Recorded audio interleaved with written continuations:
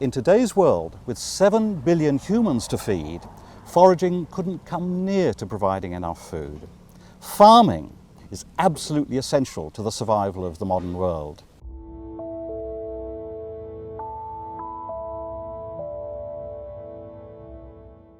At the moment, it looks as if farming really began about 11,000 years ago in the highlands east of the Mediterranean that we know as the Fertile Crescent, and here they grew wheat. It may also have appeared at about the same time in the Nile Valley, slightly further south. Then, from about 8,000 years ago, we have evidence of rice growing in China, and at about the same time, we have evidence of the growing of taro and yams in the highlands of Papua New Guinea, though it took several thousand years for agriculture to really flourish here. Then, from about 5,000 to 4,000 years ago, agriculture pops up in several different parts of the world. In West Africa, farmers start growing sorghum and millet, and farming also appears in the Americas, right across the Atlantic, in Mesoamerica, where they're growing maize and squash, and also in the Andes, where potatoes are a very important crop. From these core regions, agriculture then spreads to neighbouring regions. But there's a real puzzle here, because none of the core regions seem to have been connected. So what was really going on?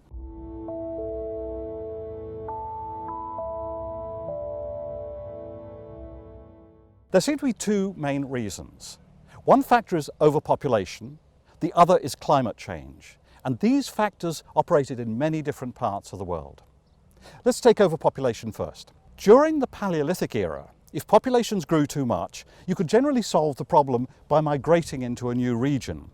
But after the settlement of the Americas from about 15,000 years ago, there were no large areas left to migrate into.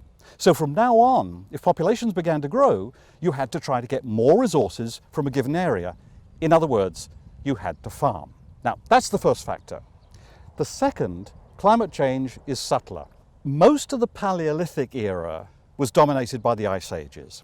And during the ice ages, for the most part, climates were so cold and so unpredictable that farming was more or less impossible. Then, from about 18,000 years ago, global climates began to change. They began to get warmer.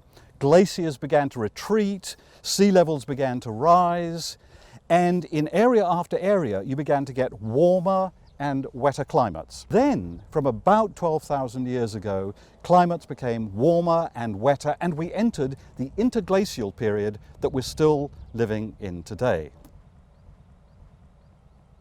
Now, as a result of global climate change, humans and animals and plants everywhere in the world had to start changing their behaviors.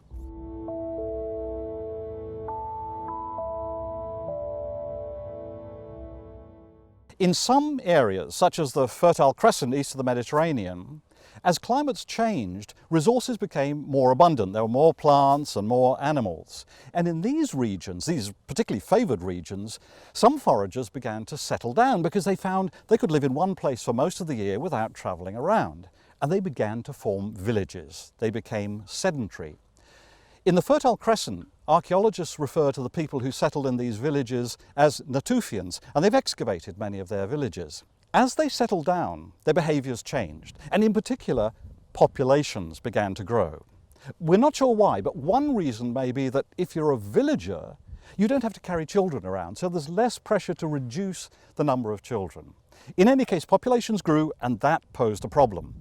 Within a few generations, they found they didn't have enough resources to feed everyone in what had once seemed an area of abundance. So what are they to do?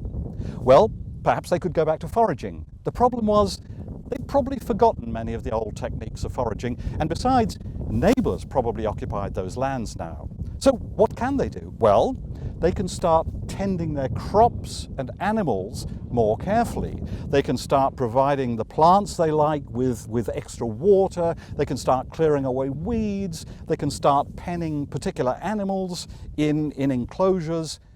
In fact, they can start farming. Now, something like what happened to the Natufians seems to have happened in many other areas. Agriculture is not just a matter of tastier fruit or fatter cows.